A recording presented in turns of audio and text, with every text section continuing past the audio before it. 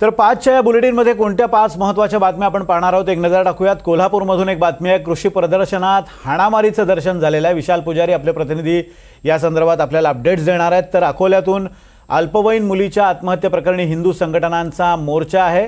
योगेश शिरसाट यांच्याकडून या संदर्भातली आपण माहिती घेणार आहोत। याशिवाय संभाजीनगरमध्ये मुलीचे फोटो काढले, टोळक्यानं बेदम चोपलं, लक्ष्मण सोळुंके यांच्याकडून ही माहिती घेणार आहोत। तर सोलापूरमधून राजेंद्र राऊतांची एक हाती सत्ता, सौरभ वाघमारे या संदर्भात अपडेट्स देतील। आणि गडचिरोलीत अधिकाऱ्याच्या त्रासानं एका नर्सनं आत्महत्येचा प्रयत्न केलाय। नेमकी बातमी काय आपल्याला मनीष रक्षमवार आपले प्रतिनिधी सांगणार आहेत। सुरुवातीलाच बातमी आहे सोलापूरची। सोलापूरच्या बार्शी कृषी उत्पन्न बाजार समितीवर माजी आमदार राजेंद्र राऊत गटाचा दणदणीत विजय झाला। 18 पैकी 18 जागांवर विजय मिळवत सोपल गटाचा सुपडा साफ करण्यात आलाय। यंदाच्या बार्शी कृषी उत्पन्न बाजार समितीसाठी 96.98% इतकं विक्रमी मतदान झाल्याची नोंद होती। माजी आमदार राजेंद्र राऊत आणि आमदार दिलीप सोपल यांच्या गटात हा सामना रंगला होता। अखेर आमदार राजेंद्र राऊत यांच्या गटानं दणदणीत विजय मिळवल्यानंतर बार्शीत मोठा जल्लोष करण्यात आलाय। 18 पैकी 18 जागांवर राजेंद्र राऊत गटाचा विजय। बार्शीमध्ये राजेंद्र राऊतांनी दिलीप सोपल गटाला जोरदार धक्का दिलेला आहे। बार्शी कृषी उत्पन्न बाजार समितीवर राऊत गटानं निर्विवाद विजय संपादित केलेला आहे। दिलीप सोपल आमदार आहेत तिथले। दिलीप सोपल गटाला राजेंद्र राऊतांनी चांगला दणका दिलेला आहे। याच संदर्भात बोलण्यासाठी सौरभ वाघमारे आपले प्रतिनिधी आपल्यासोबत आहेत। सौरभ, राजेंद्र राऊतांचा डंका वाजलेला आहे। 18 पैकी 18 जागा जिंकत त्यांनी निर्विवादपणे बार्शी कृषी उत्पन्न समितीवर विजय मिळवलेला आहे। आता दिलीप सोपल गटातून काय प्रतिक्रिया आहे? की विनोद सर, सध्याचे जर प्रतिसाद पाहत असाल तर या ठिकाणी जे आहेत ते आमदार राजेंद्र राऊत यांचा जो आहे तो साधारणतः 18 जे उमेदवार आहेत ते निवडून आलेले आहेत आणि त्यातले जे 2 सदस्य आहेत 16 जागांसाठी निवडणूक लागली होती आणि त्यातले 2 सदस्य जे आहेत ते बिनविरोध निवडून आलेत। असे एकूण 18 जागांसाठी जे आहे 18च्या 18 जे उमेदवार जे आहेत ते राजेंद्र राऊत यांच्या गटाचे निवडून आले। तर राजेंद्र राऊत जे आहेत ते बार्शीचे माजी आमदार आहेत। जर कार्यकर्त्यांचा जल्लोष पाहायचा झाला तर कार्यकर्त्यांचा कशा पद्धतीने बार्शीमध्ये जो आहे तो जल्लोष या ठिकाणी दिसून येतोय। राजेंद्र राऊत जे आहेत ते स्थानिक इथल्या देवदर्शनासाठी असतील, छत्रपती शिवाजी महाराजांच्या पुतळ्याला अभिवादन करण्यासाठी जे आहेत ते या ठिकाणी आलेले आणि नागरिकांचे उत्स्फूर्त असा प्रतिसाद जो आहे तो या ठिकाणी दिसून येतोय। आणि त्यांच्या विरोधी गटातले जे सध्याचे चालूचे जे विद्यमान आमदार दिलीप सोपल आहेत त्यांचा देखील जो आहे तो त्यांच्या गटाचा एकही सदस्य जो आहे तो या ठिकाणी निवडून आलेला आहे। आपल्यासोबत बोलण्यासाठी राजेंद्र राऊत साहेब काय सांगाल? साहेब काय सांगाल या निवडणुकीचे यश कोणाला समर्पित करताय? की राजेंद्र राऊत जे आहेत ते त्यांच्या कार्यकर्त्यांशी जे आहे ते चर्चा करतात। या ठिकाणी जो आहे तो त्यांचा विजय जल्लोष जो आहे तो या ठिकाणी सुरू आहे। साहेब 18च्या 18 जागा निवडून आल्यात, कसं पाहताय?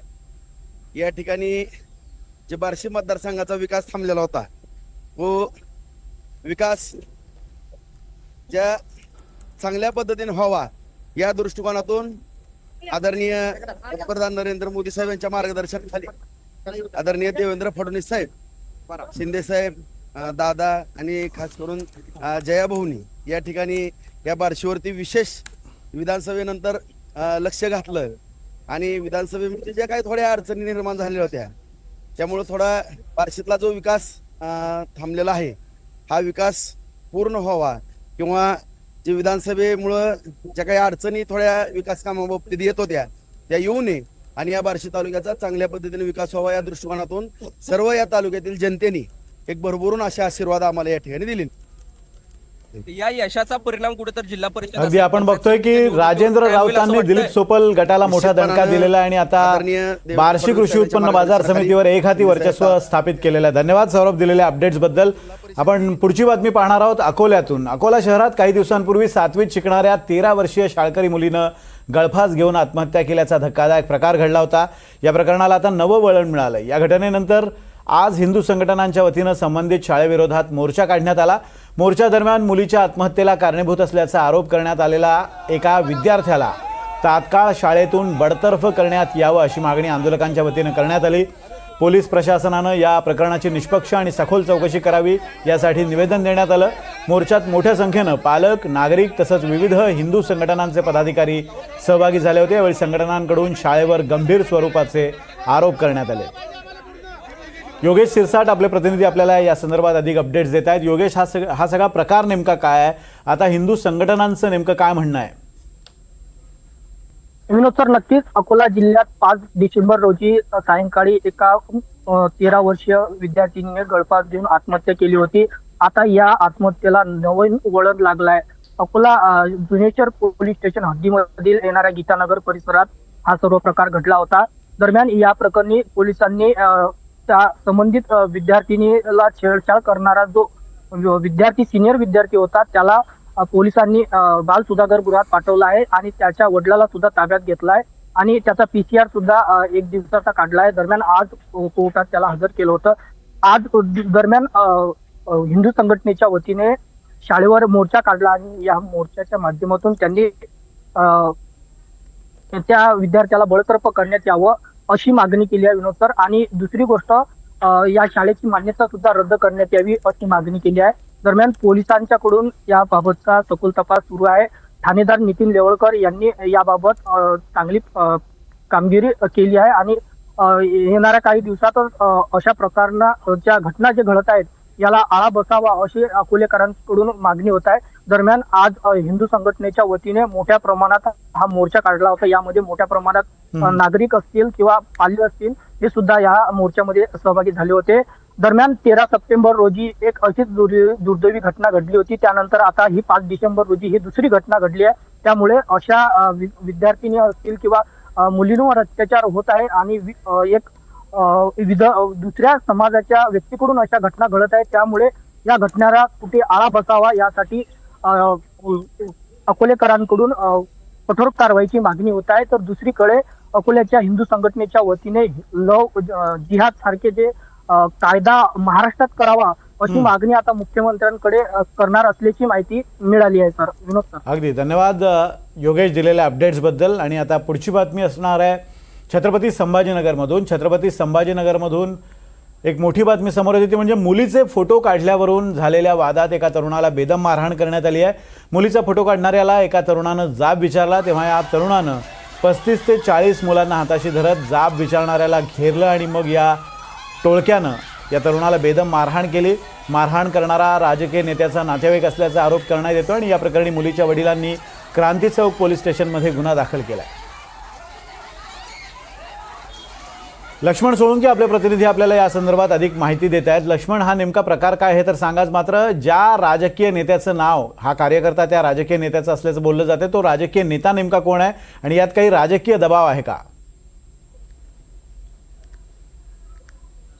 विनोद सर, आपण बघू शकतो की निश्चितपणे छत्रपती संभाजीनगरमध्ये ही घडलेली जी घटना आहे ती धक्कादायक घटना आहे. कारण की समतानगर जे परिसर आहे, क्रांती चौक पोलीस स्टेशनच्या हद्दीमध्ये येणारा जो समतानगर परिसर आहे, या परिसरात काही मुली त्या ठिकाणी थंडीमुळे शेकोटी करत बसल्या होत्या आणि त्या शेकोटीजवळ हा जो नगरसेवक रेश्मा कुरेशी नावाच्या ज्या काँग्रेसच्या माजी नगरसेविका आहे आणि आशफाक कुरेशी जे राष्ट्रवादी काँग्रेसचे कार्यकर्ते आहे, पदाधिकारी आहे, यांचा जो पुतण्या आहे त्यांनी या ठिकाणी येऊन या मुलींचे फोटो काढण्यास सुरुवात केली होती. मात्र याच मुलीमध्ये एका मुलीचा भाऊ त्या ठिकाणी होता आणि त्यांनी या मुलांना जाब विचारण्याचा प्रयत्न केला आणि जाब का विचारला म्हणून या नगरसेविकेच्या पुतणीने या ठिकाणी आपण बघू शकतो 30 ते 40 जणांना आणून या तरुणाला बेदम मारहाण केलेली आहे आणि या मारहाणीत हा तरुण गंभीर जखमी झालेला आहे. या प्रकरणी आपण बघू शकतो त्या मुलीच्या वडिलाच्या तक्रारीवरून आता क्रांती चौक पोलीस स्टेशनमध्ये या ठिकाणी गुन्हा दाखल करण्यात आलेला आहे आणि या ठिकाणी आपण बघू शकतो की या ठिकाणी ज्या मुलीच्या वडिलांनी जे आरोप केलेले आहे त्या आरोपावरून या ठिकाणी जातीवाचक शिवीगाळ केल्याचा सुद्धा या ठिकाणी आरोप करण्यात आलेला आहे आणि त्याच अनुषंगाने आता या ठिकाणी क्रांती चौक पोलीस स्टेशन पोलिसांनी या ठिकाणी आता तपासाला सुरुवात केलेली आहे. आपण जर बघितलं तर ही रेश्मा कुरेशी ह्या काँग्रेस काँग्रेसच्या माजी नगरसेविका आहेत, तर ते अशफाक कुरेशी हे राष्ट्रवादी काँग्रेसचे मोठे पदाधिकारी म्हणून या ठिकाणी शहरात आहेत आणि अनेक वर्ष रेश्मा कुरेशी आणि कुरेशी कुटुंब महानगरपालिकेमध्ये नगरसेवक पदावर या ठिकाणी कार्यरत आहे. त्यामुळे या संपूर्ण प्रकरणावर या ठिकाणी दबाव येत असल्याचा आरोप सुद्धा आता या मुलीच्या कुटुंबाकडून केला जातोय. त्यामुळे आता पोलीस या संपूर्ण प्रकरणावर कशा प्रकारे तपास करतात हे पाहणं सुद्धा आता महत्वाचं असणार आहे. कारण की या तरुणी त्या थंडीमुळे त्या ठिकाणी शेकोटीजवळ बसलेल्या असताना या मुलांनी त्या ठिकाणी फोटो काढले आणि त्यानंतर 30 ते 40 कार्यकर्त्यांना मुलांना आणून या तरुणीच्या भावाला या ठिकाणी बेदम मारहाण करण्यात आलेली आहे. या संपूर्ण प्रकरणामुळे आपण बघू शकतो की संपूर्ण छत्रपती संभाजीनगर शहरामध्ये आता संताप सुद्धा या ठिकाणी व्यक्त केला जातोय. विनोद सर, अगदी धन्यवाद लक्ष्मण दिलेल्या अपडेट्सबद्दल. आणि आता पुढची बातमी असणार आहे गडचिरोलीतून एक धक्कादायक बातमी समोर आली. ती म्हणजे वैद्यकीय अधिकाऱ्याच्या त्रासामुळे एका परिचारिकेनं आत्महत्येचा प्रयत्न केला आहे. अधिकाऱ्यानं आपल्या विभागात काम करणाऱ्या एका परिचारिकेची वेतनवाढ रोखली होती आणि वेतनवाढ देण्याच्या बदल्यात तिच्याकडे शरीर सुखाची मागणी केली होती आणि या सगळ्यानंतर परिचारिकेनं आत्महत्येचा प्रयत्न केला. या परिचारिकेवर सध्या गडचिरोलीमध्ये उपचार सुरू आहे.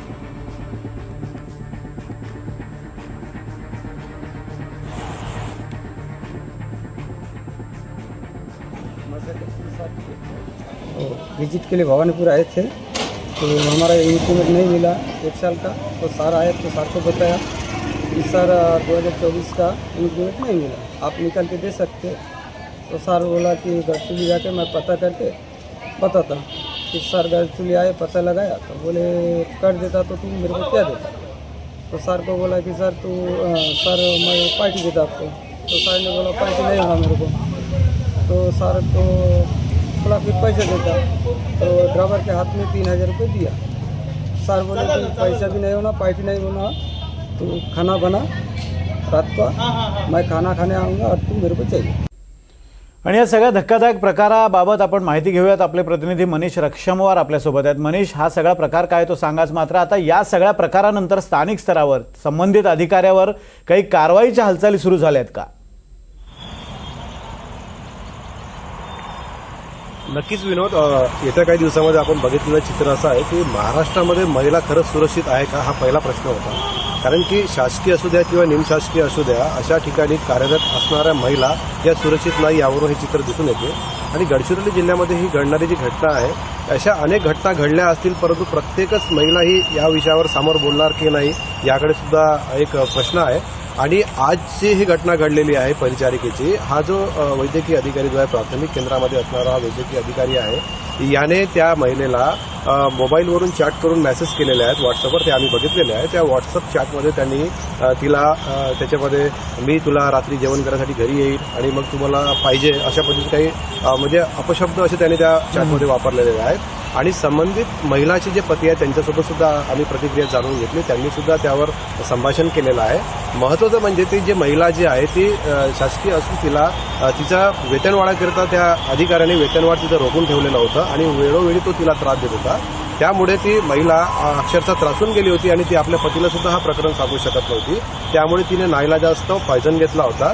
तिला तिच्या नवऱ्याने ग्रामीण रुग्णालयामध्ये भरती करून मग इकडे जिल्हा रुग्णालयामध्ये आणल्यानंतर ती आता सुखरूप आहे, धोक्याच्या बाहेर आहे. परंतु त्या डॉक्टरवर सुद्धा आता कारवाई सुरू आहे. आणि वैद्यकीय जे जिल्हा आरोग्य अधिकारी आहेत त्यांनी सुद्धा सांगितलेलं आहे की आम्ही ऑफिशियली याची चौकशी करून आम्ही त्यांच्यावर मोठी कारवाई करू, असे तेथील जे प्रताप शिंदे जे वैद्यकीय अधिकारी आहे जिल्ह्याचे त्यांनी सुद्धा सांगितलेलं आहे. महत्त्वाचा विषय विनोद, एक महत्त्वाचा विषय हा असा येतो की या गडचिरोली असू द्या किंवा महाराष्ट्रात असू द्या, ज्यावेळेस कर्मचारी म्हणून एक महिला काम करते त्यावेळेस वरिष्ठ अधिकाऱ्यांकडून खरंच अशा पिळवणूक केल्या जातात. कारण की सुट्ट्या असू द्या किंवा त्यांना एखाद्या ठिकाणी नोकरी पाहिजे तर त्या ठिकाणी वरिष्ठ अधिकाऱ्यांकडून अशी पिळवणूक केल्या जाते. परंतु महिला या संपूर्ण महिला अशा डेअरिंगवाल्या नसतात की त्या येऊन निर्धरपणे बोलतील. अशा या काही घटना इकडे घडत असतात. विनोद, आता या डॉक्टरवर नेमकी कोणती कारवाई होणार याकडे सर्व ग्रामस्थांचं लक्ष लागलेलं आहे आणि त्या लोकांमध्ये एक रोज दिसून येतो. अगदी धन्यवाद मनीष दिलेल्या अपडेट्सबद्दल. आणि आता पुढची बातमी आहे कोल्हापुरातून. कोल्हापुरात आयोजित करण्यात आलेल्या कृषी प्रदर्शनात फ्री स्टाईल राडा झालाय. तरुणांमधील किरकोळ वादावादीचं रूपांतर हाणामारीत झालंय. कार्यक्रमात अचानक हाणामारी सुरू झाल्यानं तिथं उपस्थित असलेल्यांमध्ये भीतीचं वातावरण निर्माण झालं होतं. हाणामारीचा हा व्हिडिओ सध्या सोशल मीडियावर जोरदार व्हायरल होतोय.